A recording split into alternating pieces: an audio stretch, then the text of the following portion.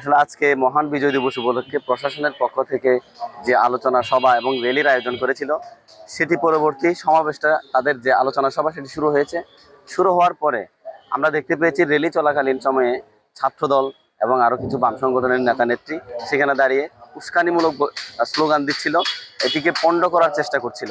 এবং এখানে এসেও অনেকক্ষণ ধরে তারা এই আলোচনা সভাকেও পণ্ড করার চেষ্টা করেছে। এটি মূলত তারা শুরু করেছে গতকালকে থেকে। তারা প্রবিসি একাডেমিক মহোদয়ের একটা বক্তব্যকে কেন্দ্র করেই মূলত তারা এই হট্টগোল করার চেষ্টা করেছে।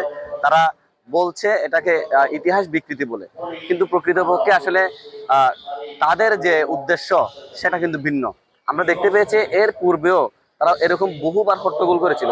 হট্টগোলের পরে যখন তাদের উপর মহলের বিভিন্ন জনের মাধ্যমে যখন কোনো টেন্ডার কিংবা কোনো কিছুর এরকম কোনো সমঝোতায় চলে আসে, তখন তারা আবার কি হয়ে যায়, শান্ত হয়ে যায়। তারাও এবারও ঠিক একই কায়দায় একই রকম সুবিধা ভোগ করার জন্য আমার কাছে মনে হচ্ছে তারা এই হট্টগোলগুলো করছে। তবে আমি মনে করি চট্টগ্রাম বিশ্ববিদ্যালয়ে যে একটা সহাবস্থানের রাজনীতি বর্তমানে বিরাজ করছে 5 আগস্ট পরবর্তী সময় থেকে, এটা অক্ষুণ্ণ থাকা দরকার, এটা আরো জারি থাকা দরকার।